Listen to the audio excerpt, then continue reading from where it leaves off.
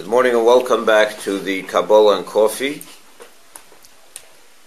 We are now in the midst of a Hasidic discourse on the topic of Pesach. We are learning the Mamar of the Alter Rebbe in Likutei Torah, the famous Sheshes Yomim. And in the first part, he asks a number of questions.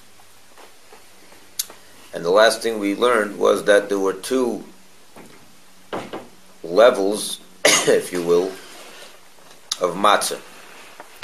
One level of matzah was the matzah that they were commanded to eat that night while still in Egypt.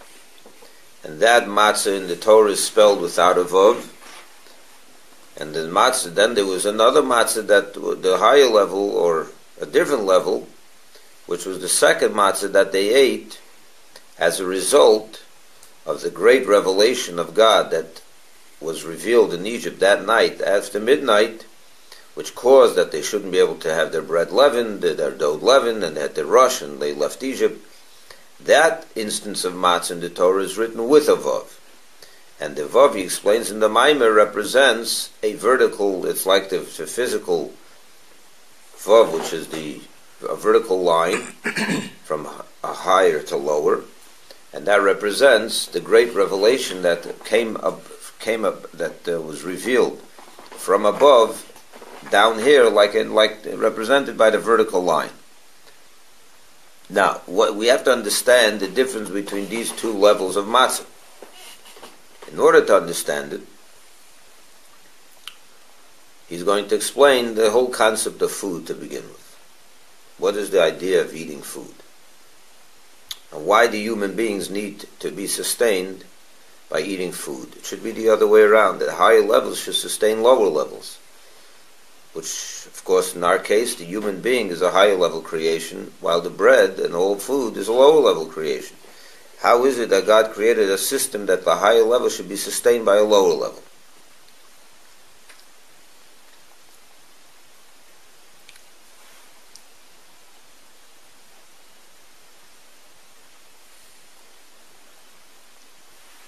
Through this, we're going to get into a whole explanation about this, but what he's trying to get at is, at the end of it all, to explain that the physical matzah that we eat, in that matzah on Pesach, there is in that matzah a godliness that is very lofty, even higher than regular food.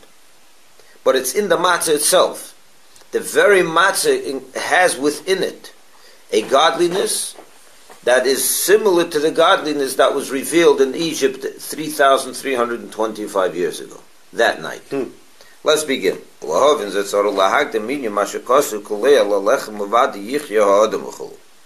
explain all this, we need to first understand the verse in Deuteronomy in which it says, not by bread alone does man live, but by the godliness that's in the bread. If you're looking for the verse, this is a verse in Deuteronomy 8:3.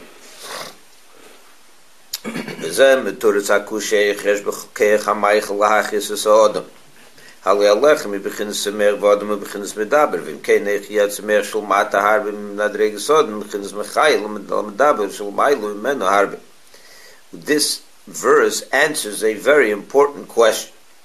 How is it that food, which is lower than the human being, has the power to give life to a human which is on a higher level?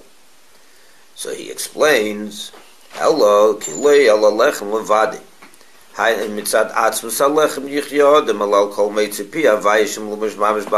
the answer is that it's not the bread that's giving you sustenance. It is, in other words, the bread itself, the physical bread.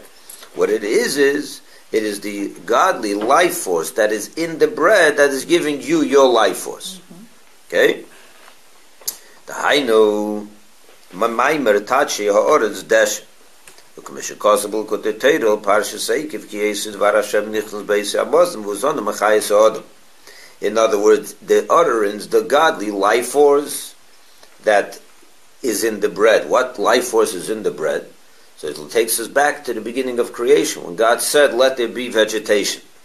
Let things grow. So that very utterance, those words, let there be growth from the ground, that very utterance is in the bread, but that utterance is a godly energy, is a godly life force.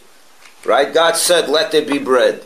Let there be things growing from the ground. The very words that God said, that was a godly, an energy of God, a godly life force that was now invested or clothed in the bread, in everything that grows, and that's what gives you your life force, not the physical parameters of the bread.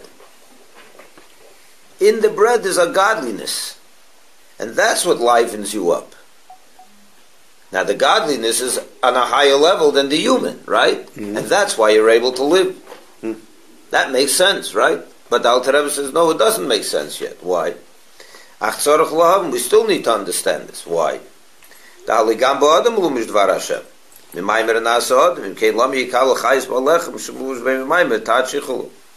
Just like you're telling me what? On the third day God said, let there be growing, let there be bread, right?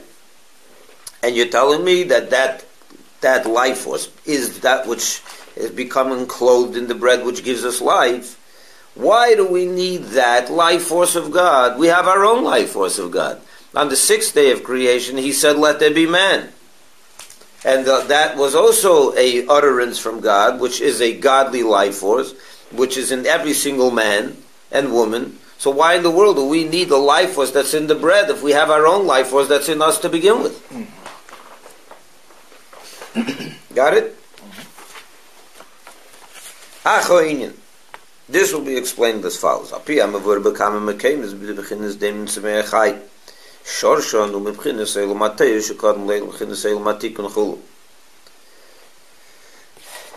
me explain this first, orally, and then I will explain it. We'll go inside. In Kabbalah, in Kabbalistic teachings, we learn that there is something called the Seder Hishtalshelus, which means the way God created the world from his essence. God created everything, but how was it able to happen that from God's infinite reality should come about? It's not only an infinite reality. God is without definition, without any category. God is pure, infinite, pure. No category. You can't define him in any way, without any definition and so on. How did from that come such a limited multiplicity? There's millions and billions of creations in this world. How did all this come about from an infinite, definitionless creator? And the answer that the Kabbalah gives is that God underwent a contraction of his infinite light, and a post-contraction started what's called a Seder Hishtalshelus, an orderly devolution, if you will, or evolution of spiritual worlds. That, in other words, before this physical world was created, there are basic four worlds, spiritual worlds, that were created prior to this world, and each level was lower than the prior level, and it was more condensed and more diluted, the godliness, the infinite energy, until it was so diluted and so lowered to the point where it can give rise, it can create even our physical, limited, fragmented world. Okay? But it says in Kabbalah that prior to these four worlds, there was another reality that was created. And that was called the Olam HaTohu, the world of chaos. The four worlds are called the world of order. Everything is in order and organized. Before that, there was a world of chaos. What does chaos mean? Well, there's no order. What is the meaning of all of this? So I'll explain. In the four basic worlds, which are called Atzilus, Bria, Yetzira, and Asiya, we went through this a number of times. The world of emanation, the world of creation, the world of formation, and the world of action. These four worlds are made up. What are these worlds made up of? They're still spiritual. In the vernacular of Kabbalah, they're made up of lights and vessels. Please understand this. Lights and vessels. The lights are the godly energy that shine in that world, and the vessels are the kelim are the vessel. The vessels are that which contain the light and allow that light to be revealed to the next level. Okay? In the world of order, the lights are commensurate with the vessels. There's lights that are they're not too powerful, so the vessels can contain them. You understand? Like when you have when you want to fill up a cup of hot water, right? If the water is boiling hot and is really cooking, you take a very thin vessel, it may break the vessel. You ever saw that hot water can break a glass vessel? So you have to make sure that you take such a type of vessel that's thick glass, that's commensurate with the light, with what's going into that vessel. If you don't, the vessels break and the water falls all over the place. Correct? Mm-hmm. The world of order, it says in Kabbalah, there's less light, more vessels. The vessels, therefore, can contain the light, and everything is orderly, everything is organized. The world of chaos, what happened over there? That was a world that is higher than the world of order, but there was a problem over there. What was the problem? In the words of Kabbalah, there was much light, too little vessels. And what happened? The vessels all broke and shattered. It's funny, I would have thought the opposite. What? I would have thought the opposite, that the chaotic world is the lower world. And, that's what ended up happening.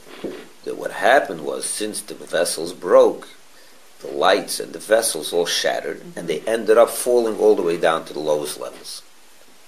The lights were no longer contained in an orderly fashion, so they ended up even in the lowest levels of reality. And it says that all negativity, a lot of the physical world, is received some of that broken and disorganized lights and vessels. Okay? Mm-hmm. Keep that in mind. Now we're going to start learning inside. This idea will be explained by first understanding that which is explained in many places, that the three lower levels of our physical world, the inanimate physical objects, all growing objects, trees, vegetation and so on, and the animal kingdom, those are the three lower levels within our world, which is the fourth higher one, humans. But the three lower ones are animal, vegetation, and inanimate. Those three levels of our physical creation, their source, Sharshan, where is their source? Their spiritual, godly source, whom is from that, the lights of the world of chaos.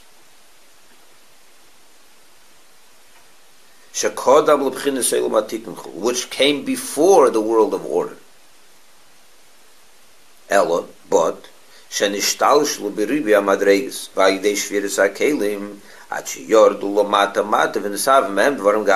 but what happened was those lights, as we said, those vessels and lights broke and shattered, and they ended up lower, because falling down all the way to the lowest levels, and they became the physical creations of inanimate objects, vegetation, and animals. They became... That's what ended up from them. Really? Yeah. That means the source of animals and vegetation, trees and stones and the like, their source is from the lights of the world of Tohu.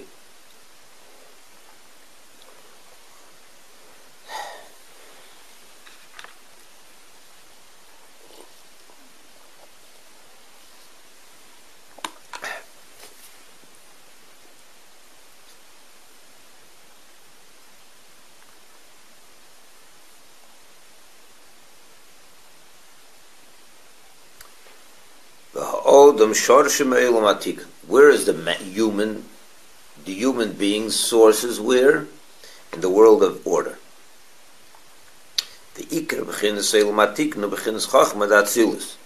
And the main level of the world of order, of all the worlds of order, that the highest level of the world of order, which is the main level of the worlds of order, is the highest level of the highest world, which is Chachma, wisdom of the highest world of Atzilus. Okay. That means the soul of man, our soul, is sourced in the highest level of the world of Tikkun, of the world of order, which is the four, we said, is the Seder Shtalshus, the chain-like evolutionary system of the four worlds, and the highest of those four worlds is the world of Atzilus, and in the world of Atzilus alone there are 10 levels, the 10 attributes, the 10 Sefirot, and the highest one is Chachma, wisdom.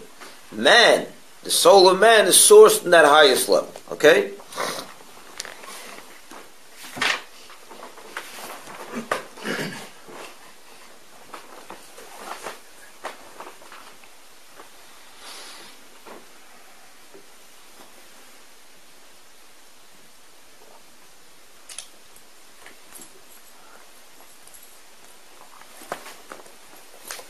V'nikra hamshachas meichen ki b'chachma yizbariru. V'ha'odem sheyesh ben nefesh asich l'shedish ishtal shalusum gam ki mevchinas chachma.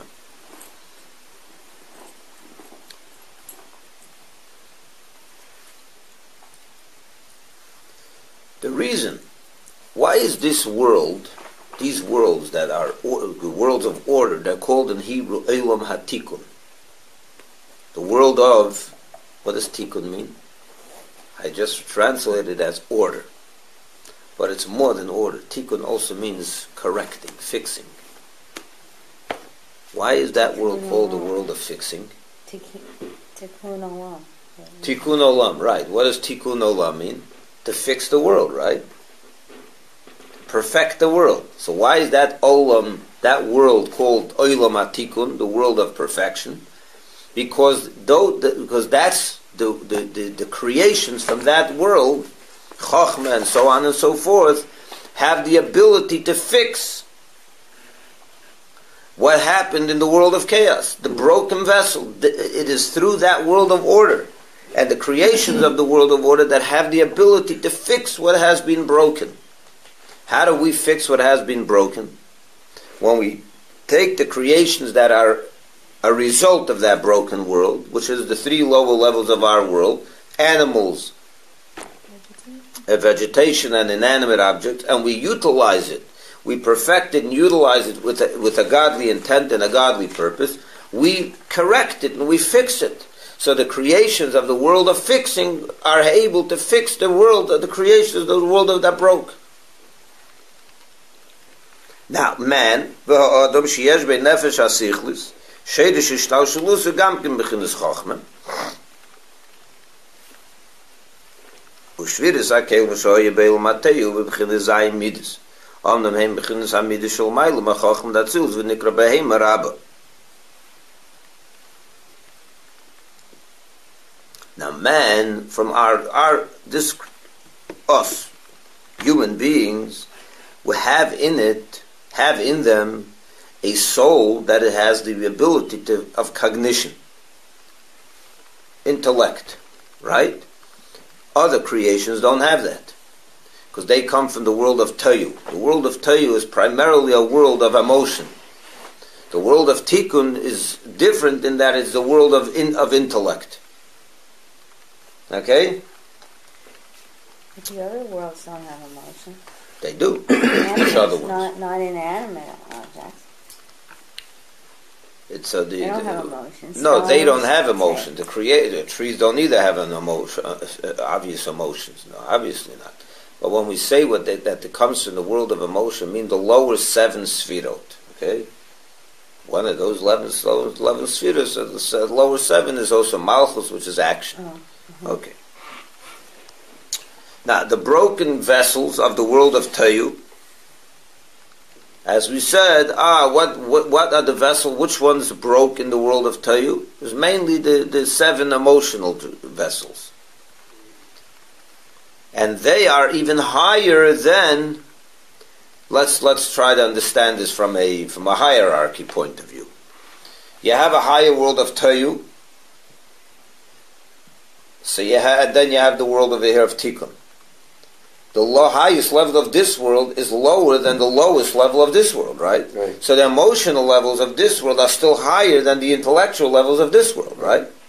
So therefore the world of Toyu is called the Behema Rabbah, the great animal. Because the animal is an emotional creation, right? It's not an intellectual creation. But it's not lower than the Adam, it's higher than the Adam, than the man. So it's called the great animal. Behema Rabbah. In the book of Yonah, he talks over there, but it's mentioned over there, the great animal, Behema Rabbah. You look in Yonah, 4th chapter, 11th verse.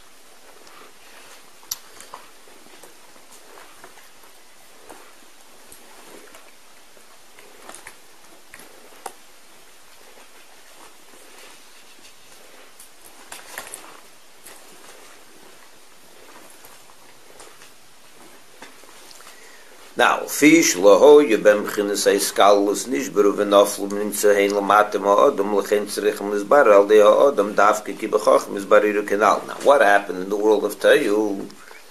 The emotional attributes. What happens in a human being? Let's talk in the human being. Our emotions. We also have these 7 emotions: love, fear, compassion, and other emotions, right? Endurance, so on. But in the human experience, they're all intertwined. They work together. For example, you have love. If love worked on its own without any interrelation with other emotions, it would be a disaster. Right? If there would be only love, in your house, no discipline, no respect, it would be a disaster. It would be just chaos. Right? In every love, you need some discipline. Correct? When you love your kid, it doesn't mean you always have to give him everything. You have to sometimes punish him. Because you love him.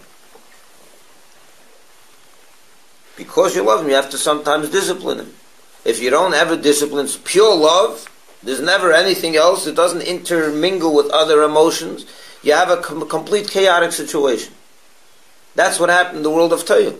There was no intermingling between the emotions. So they broke. It ended up in a disaster. Because they're saying domestic animals, they don't know the right hand from the left. Where did Animals. that say? When you cited Jonah 4:11, that's what it's saying. Right. Animals, they don't have discernment, they don't have knowledge, they don't know intellect. Right. Inside of them. And sometimes you feel sorry for people like that. Read to me the verse 4. It says 4:11, and for Nivet, the great city, Nineveh, in which there exists more than 120,000 men who do not at all know the difference. So we're making reference of men and animals. They don't know the difference between their right hand and their left hand. No, but he's talking about men, no? Right. He's comparing men to animals. In that city, where does it say the word the great animal, the big? And besides, and they don't know the difference between the right hand and the left. Besides many domestic animals. So it's comparing men to animals, because sometimes we react as animals. Right. Yeah. We do. Yeah, I know. That's what the whole portion is. That's what you're saying then. Therefore, what happened was in the world of Toyu, these vessels broke and it was chaotic. So they ended up falling lower than man. They ended up falling into the lowest levels. So now, in the reality that we live in this physical world, the creations that come from Toyu ended up being lower than the creations that come from Tikkun. We come from Tikkun, which is lower than Toyu, but the creations that come from a chaos ended up on a lower level than the creations that come from Tikkun, which is man. Therefore, those lower creations need us to perfect them. But what happens when a man perfects an animal, or perfects a tree, or perfects an inanimate object? It's now becoming in touch with a higher level of godly energy. Right? Because the source of the animal, the source of the tree, the source of those are from Toyu, from the higher level. So on the one hand, it needs us to perfect them. But once we perfect them, we're now in touch with a higher level. And we benefit from that higher level. And that's why our sustenance comes from that. And you receive more. When you plant a tree, it gives you... Yeah. So that's why God set up a system that what seems like lower levels sustain the higher level. We sustain them by perfecting them, and therefore we get the benefit of their source, which is the world of Tayu. And now it's a world of Tayu perfected. It's the best of both worlds. You understand? So now we live off of it in a perfect way. Are we the only humans, the only ones that are considered vessels? Or is even the plants vessels? Everything's a vessel. Or is it a human? What do you mean by vessels? Well, when they speak that every human is a vessel. Well, I'm not and however much light you let into this yes, vessel. Okay. And so everything is everything. Yeah, okay. sure. There's a Kabbalistic vessel. It's different. Yeah. I think you're using the same word for... But this is all Kabbalistic stuff. Yeah. So your question is what? Is everything in this world a vessel? Mm-hmm. Yes, because everything is a vessel, because everything contains within it light. Godly life force. Right. The question is what kind of godly life force is containing. It turns out that the life force of an animal in its source is even higher than the life force of a human. When we turn it into that. Exactly. So when we utilize it. It's not unless we turn it into That's right. It's in other words, if we don't turn it into anything, so then that is what it is it's incredible high level godly life force in a chaotic situation. Mm-hmm. And that's the world that we live in. Mm-hmm. But when we come in contact with it and utilize it and perfect it and fix it, so that's now perfected, and we live off that perfection. We also enjoy the higher level energy, and that sustains us. That's why we live off bread. That's why we have to eat bread in order to live. But not bread alone. Because the bread has within it the godly life force. When you cited the verse, not only by bread, we have higher needs of spiritual. But the level of the godliness that's in the bread, right? The Zoh. It's deep. Too deep. The Zoh, ki al kol meitze pi Hashem yichya adam. The high dehine pirush meitze pi Hashem hu amokar v'sheirish misham nimshach li is gila amamoros me pi Hashem. This is the meaning of that verse in Deuteronomy, that not by bread alone does man live, but by that which emerges from the mouth of Hashem. Oh, wow. It's deep. What is Meitzah Pi Hashem? That which brings about the word of Hashem. It means the source of the word of Hashem. That's how he explains it, which is higher. In other words, that is the world of Teiv. V'zeu atam b'chinas mekerem v'shoshim arei lechem nilkach m'chinil yeni yesuk kanal. And if we call it from the source point, from the source, when you look at source in its origin, the bread comes from a higher level than the human himself. This is also the reason why man was created last in the creation of the world. The utterance of God, let's make man, came after the utterance of God, let's make animals. All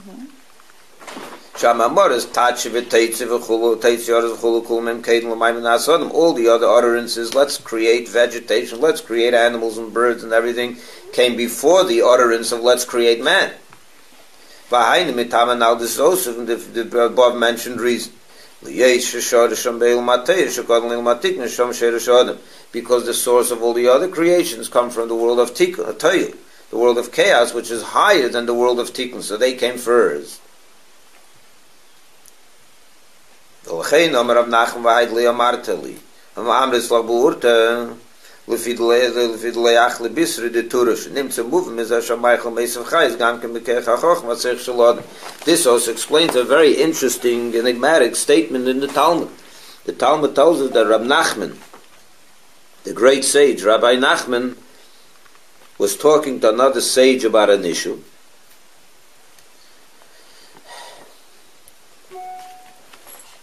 And he told him, why didn't I tell you they were talking about a certain law, and he told him that a reason I didn't tell you the reason for the law that I mentioned to you last night, or in the morning, I'm sorry. Why didn't I, when we were talking in the morning about a certain law, I didn't give you the full explanation? And he told him, why not? Because I didn't have yet my meat for the day. That's what he told him. Because I didn't eat my meat yet. Which means that when he ate the meat, that meat added to him, to his soul, higher levels of even chachma, of even understanding, because they originate from a higher level. So the eating of the meat added new levels of wisdom. This is also why our sages tell us that a child, a young baby, is unable to say the word father. Can't call his father dad, ta, whatever it is that he calls him in Hebrew, Abba, until he ingests the taste of grain. He must eat grain before he can utter words. That's interesting. I heard that. You did? Yeah. But maybe you heard it here. I thought it was physical. No, it wasn't. It is physical. It was on a video. Uh-huh. It was on a video. I never knew that. It is true. Fascinating. A child will not be able to start speaking until he tastes the taste of grain. Because the grain brings about within him a life force into his intellectual cognitive ability. The first time I hear it. That's what the verse is talking about. The bread is not the bread that's giving, it's the life force that's in the bread that adds to your chokhmah, to your ability of cognition. Be able to talk, to articulate, to say. And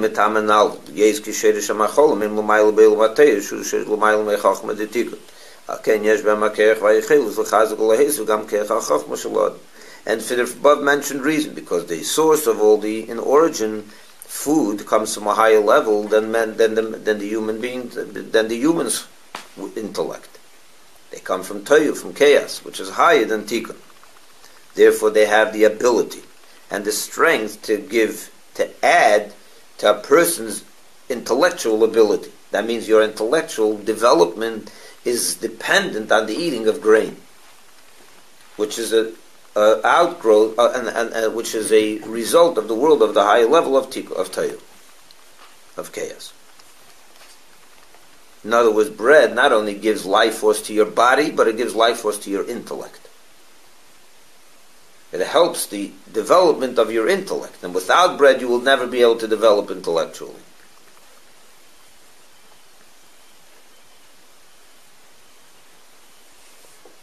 You're not talking about food in general. You're specifically talking I'm talking about bread? food, all food. Right, but you're talking all about food grains? comes from the ground. He's talking about the need of food. All food comes from the ground or from animals. Okay, so bread is...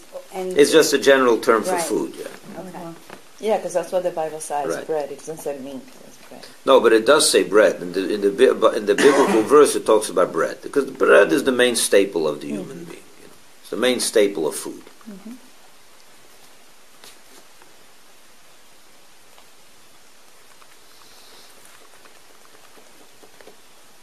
Now he's going to explain that bread also adds to your spiritual development.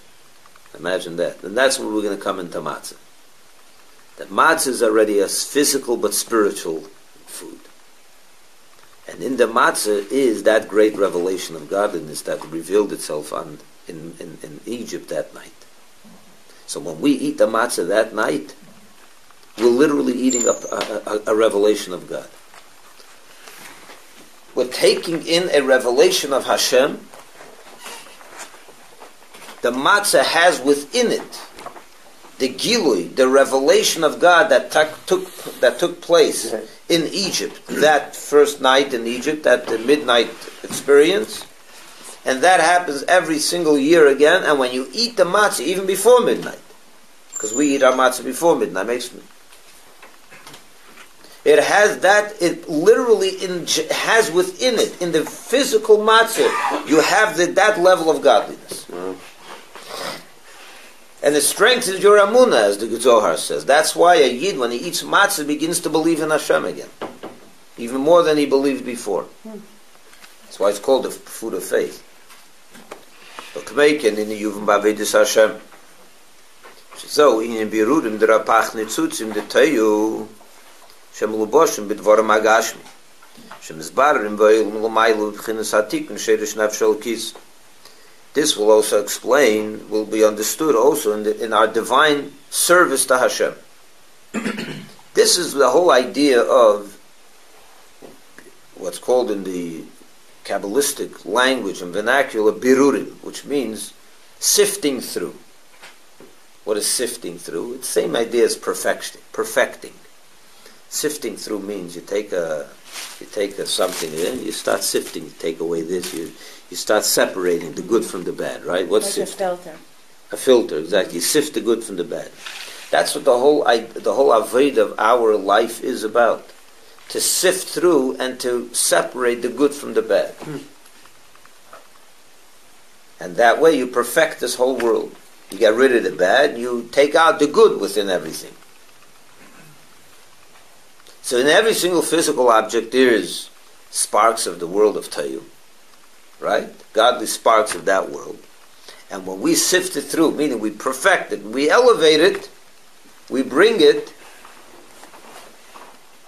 we elevate it to the world of order, we make it back, we bring it back to its normal where that needs to be.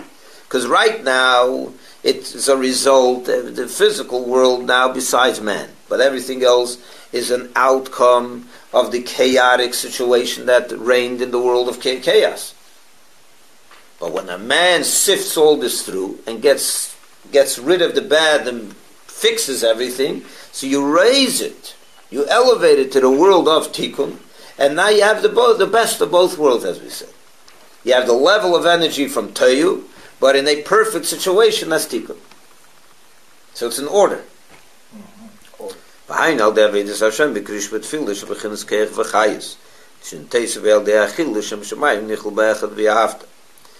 is this take place? When a Yid davens and learns. I was going to say, isn't that what the Torah is? Yeah. When a Yid says Krishma, when a Yid says Shema Yisrael in the morning, what does he do? Where do you have the strength to even breathe and live? From the food that you ate, right? But now when you start davening with that strength, yeah, and you live even better. You have more strength because you ate a good meal, right? So with that greater strength, you're able to say Shema with greater vigor. And what are you saying by Shema? You're recognizing that the whole world is one. With Hashem Echad, God is one. So you elevate everything that you ate and you make it part of God's oneness.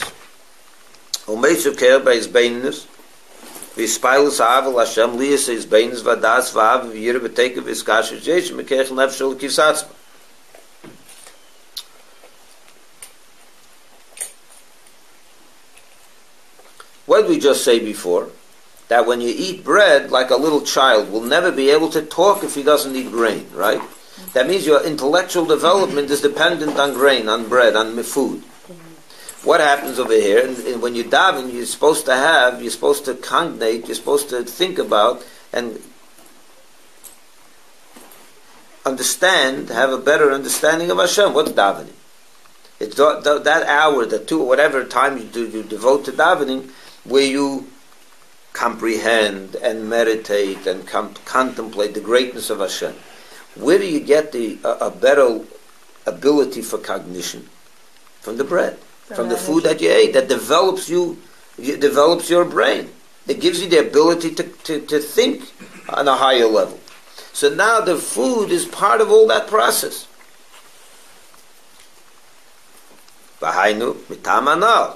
Yeshem lovish ben bechinis rapach.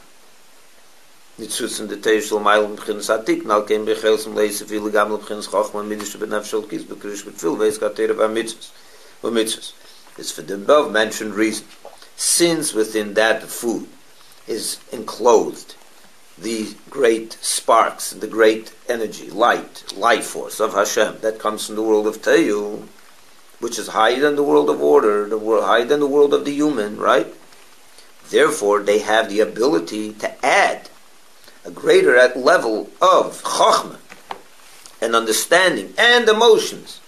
Your love of Hashem and your understanding of Hashem in when you daven and you say Shema, and also when you learn Torah and you do mitzvahs. So now that's how you perfect the whole physical world around you.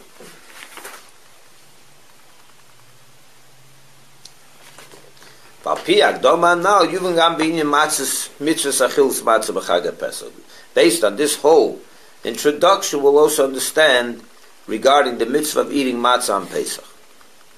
Okay? The Mavur Bezeir, the Kamei Shabbos Kolus Gashmis, Einatin Yedeh Maskol Plumach Teim Lechen Kumura Tam Lamaila Kach B'Tzeis Yisrael Mitzrayim Liyod Laskol Gdulus Hashem Acho Achul Matzah Shivachins Lechem Yetzim in Eretz El Yein.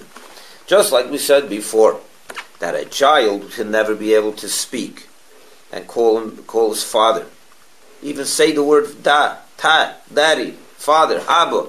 He can't say it until he tastes grain, until he eats grain, because the grain, as we said before, the bread has within it a higher level of godly energy that makes your brain, your chokhmah, the highest level of the human being, function on a higher level. So the same thing in the spiritual sense. When the Jews left Egypt, they were unable to have any comprehension of godliness, absolutely none, until they ate the matzah. And the matzah is the bread that comes from the upper earth, the higher level of earth. The meaning of this is like this. Just like Shem Sheyesh Shemayim V'Aretz Gasha, just like you have heaven and earth, physical heaven and earth, you have also in the upper worlds, heaven and earth. The lowest level of every world, Atzilus, yeah? You have heaven and earth in Atzilus itself. The higher level is heaven, the lower level is earth, right? Malchus is the lower level of every world, so that's the earth of every world. Now, in the matzah, there's a revelation in the matzah. I mean, this is no joke. In the matzah, there's drawn, just like in bread, right? Bread, you have something from the earth. In the bread, there's the power of growth from the earth. Same thing in matzah. There's the power of growth, meaning is drawn into the matzah from the lowest level of Atzilus. That means there's a spark, there's a godliness of the highest level, the highest world of Atzilus, in the matzah.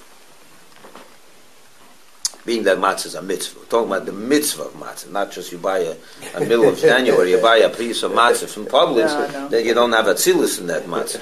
We're talking about the matzah of the night of Pesach, you understand? In that, because you're using it for a mitzvah, so in there is the level of malchus of Atzilus.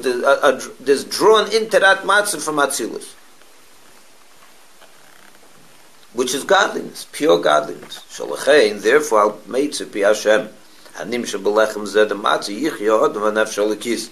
Therefore, just like we said before with regard to physical bread, that gives you the ability to live, that sustains a human being, because it has within it the higher level of energy. The same thing, where does your nefesh alikis, how does your godly soul live? Also through the bread, but not just regular bread, but matzah on Pesach. You in that bread, in that matzah, there is where am I? Zochein al pi al meitzah pi Hashem anim shebelechem zeh the matzah yichiyadam v'nefesh alikis diikah teiradam al nefesh alikis sheba'adam leidol hakadas mishamer v'oyayim. That verse in Deuteronomy, yeah? Not by bread alone does Adam live. What is Adam? Man. man, but in man there are 4 different terminologies in the Torah and the Bible for man. Adam, Enosh, Ish, and Gever. There's 4 different terms for man, for human beings. Adam is the highest. So when you say Adam, it's a reference to your godly soul. Okay. Within the human experience, Adam refers to the highest level of the human experience, which is the godly soul that he has. So where does the godly soul live off? Adam. Not the say Loi ala lechem levad in that verse in Deuteronomy. Not by the bread alone, meaning by the but the godly life was that's in the bread. We're referring over here not to when you're talking about the godly soul. We're referring over here to the godliness that's in the matzah on Pesach, because it's a mitzvah. So your godly soul lives off of it. There's a mitzvah, meaning that there's pure godliness in that matzah. When you ingest it, you have ingested godliness, and that gives power. That gives this sustenance to your godly soul, to the Adam within you, which is the godly soul, so that it begins to believe again, it begins to serve, it becomes a Yid again. So that you should be able to have an understanding of who God is. Just like a kid, when does he start understanding Father and start articulating, understanding things? When he eats the bread, a Yid. When does he start understanding his Father in heaven? When he eats matzah.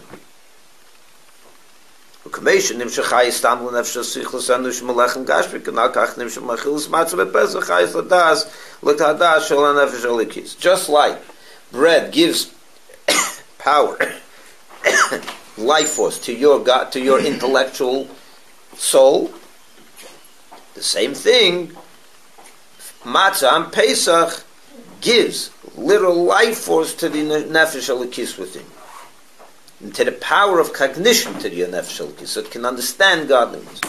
So your emunah is strengthened, your faith is strengthened, all because of the matzah on Pesach. Okay, we'll stop over here.